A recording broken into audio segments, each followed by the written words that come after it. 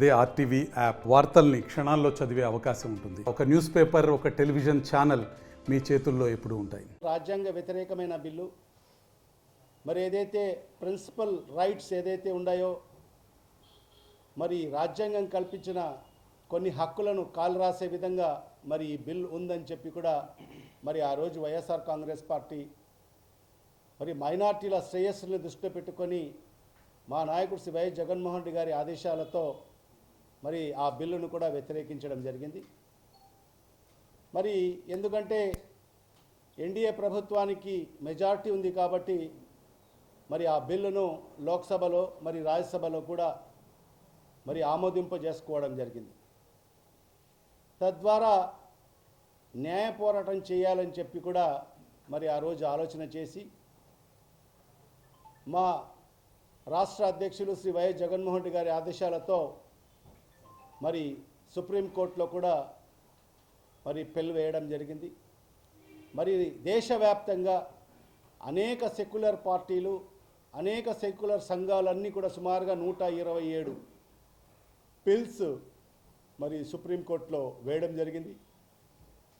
మరి సుప్రీంకోర్టు కూడా దీనికి పూర్తిగా విచారణ కూడా చేయడం జరిగింది. మరి దాంట్లో భాగంగానే మరి ఈరోజు మరి రిజర్వ్ చేసిన ఏదైతే సుప్రీంకోర్టు మధ్యంతర ఉత్తర్వులను మరి ఈరోజు వెల్లడించడం జరిగింది.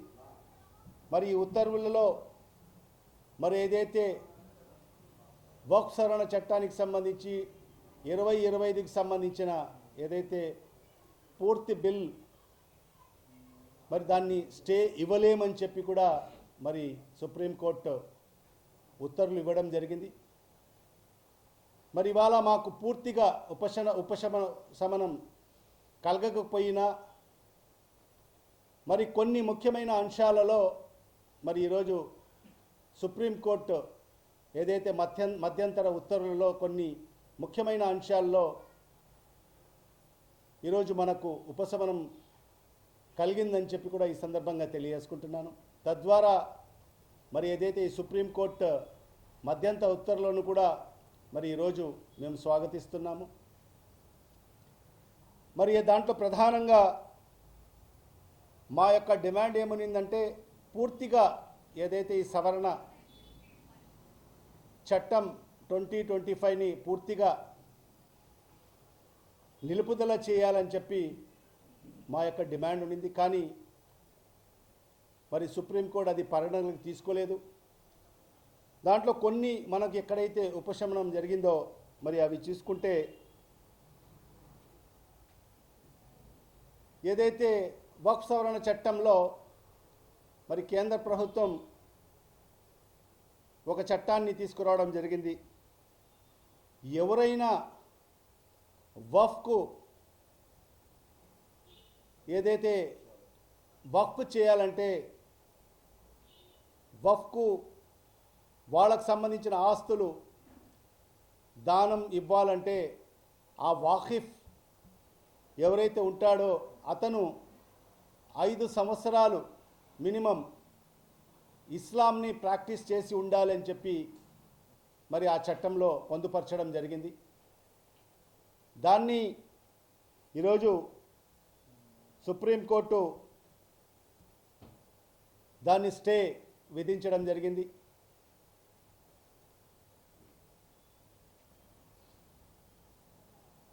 దీన్ని మేము పూర్తిగా స్వాగతిస్తున్నాము. మరి అదేవిధంగా రెండవది మనకు ప్రధానంగా ఉపశమనం కలిగింది ఏంటంటే పెద్ద ఎత్తున వక్ఫ్ సవరణ చట్టంలో కేంద్ర ప్రభుత్వం తీసుకొచ్చిన చట్టంలో ఎక్కడన్నా ప్రభుత్వానికి మరి వక్ఫ్కు డిస్ప్యూట్ వచ్చినా, వక్ఫ్కు మరి ఎవరైనా ఇతరులకు డిస్ప్యూట్ వచ్చినా మరి కలెక్టర్కు మరి సర్వాధికారం ఇవ్వడం జరిగింది. మరి ఆనాడు కూడా మేము దాన్ని వ్యతిరేకించడం జరిగింది. ఎందుకంటే కలెక్టర్ అనే వ్యక్తి ప్రభుత్వ ఆధీనంలో పనిచేయడం జరుగుతుంది. ప్రభుత్వానికి అనుకూలంగా పనిచేయడం జరుగుతుంది. ఇక్కడ వక్ఫ్కు సంబంధించిన పూర్తి స్థాయిలో న్యాయం జరగదు, వక్ఫ్ బోర్డుకు న్యాయం జరగదని చెప్పి కూడా మేము కోరడం జరిగింది. మరి ఈ చట్టంలో మరి ఏదైతే కలెక్టర్ గారికి పూర్తి అధికారం ఇచ్చిన దానికి మేము వ్యతిరేకించడం జరిగింది. దానికి కూడా మరి ఈరోజు సుప్రీంకోర్టు ఏదైతే స్టే ఇస్తూ మరి ఈ టైటిల్ మరి ఎవరైతే ఓనర్ టైటిల్ అనేది డిసైడ్ చేయాల్సింది ఒక ట్రిబ్యునల్, లేని పక్షంలో హైకోర్టు అని చెప్పి కూడా మరి మధ్యంతర ఉత్తర్వులో మరి వెలువడించడం జరిగింది. మరి తద్వారా ఇవాళ మాకు చాలా దీని ద్వారా పెద్ద ఉపశమనం మనకు కలగనుంది. మరి అదే కాకుండా వక్ఫ్ సవరణ చట్టంలో ఒక క్లాజ్లో ఏదైతే సెంట్రల్ వక్ఫ్ కౌన్సిల్ కానీ స్టేట్ వక్ఫ్ బోర్డులలో ముస్లిం ఇతరులను కూడా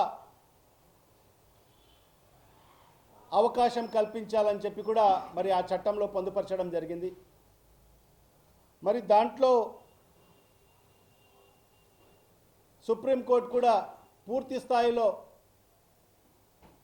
ఉపశమనం కలగకపోయినా మరి సుప్రీంకోర్టు మధ్యంతర ఉత్తర్వులలో మరి సుప్రీంకోర్టు చెప్పింది ఏంటంటే మరి ఈ సెంట్రల్ వక్ఫ్ కౌన్సిల్ కానీ స్టేట్ వక్ఫ్ బోర్డులలో మెజారిటీ ఆఫ్ ది పీపుల్ ముస్లింలు ఉండాలి.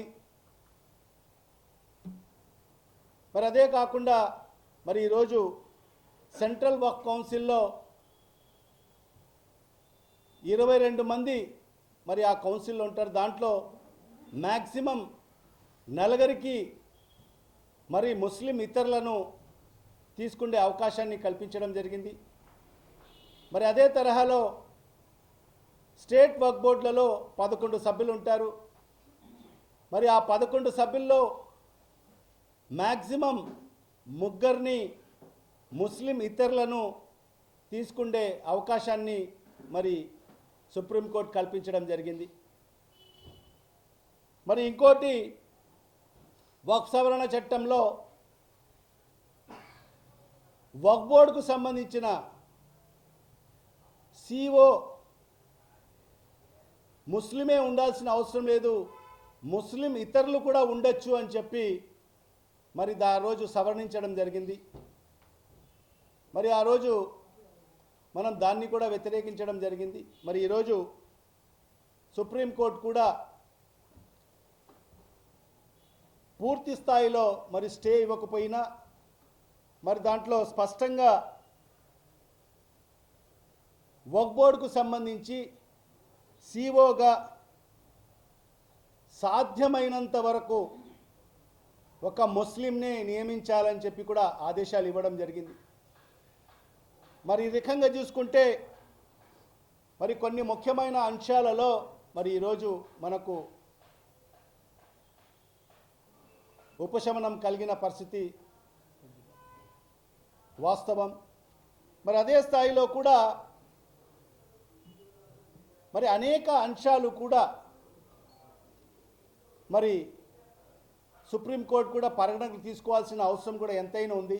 ఎందుకంటే ఇవన్నీ కూడా మధ్యంతర ఉత్తర్వులే కాబట్టి మరి అనేక అంశాలు ఉన్నాయి. సుమారుగా 44 అమెండ్మెంట్స్ ఉన్నాయి. మరి ఆ అమెండ్మెంట్స్ పైన కూడా మరి పూర్తిగా మరి సుప్రీంకోర్టు అధ్యయనం చేయాల్సిన అవసరం ఎంతైనా ఉందని చెప్పి కూడా ఈ సందర్భంగా మరి తెలియజేసుకుంటున్నాము. మరి భవిష్యత్తులో కూడా మరి ఏదైతే వక్ఫ్ సవరణ చట్టం గురించి కానీ మరి అదేవిధంగా వక్ఫ్ ఆస్తులు కాపాడే దిశలో న్యాయ పోరాటం చేసే దిశలో వైఎస్ఆర్ కాంగ్రెస్ పార్టీ మరి ఖచ్చితంగా భాగస్వామ్యం అవుతుందని చెప్పి కూడా ఈ సందర్భంగా తెలియజేసుకుంటున్నా. మరిన్ని వీడియోస్ కోసం ఛానల్ ని సబ్స్క్రైబ్ చేయండి, లేటెస్ట్ అప్డేట్స్ కోసం వాట్సాప్ ఛానల్ ని ఫాలో చేయండి అండ్ లింక్ డిస్క్రిప్షన్ లో ఉంది.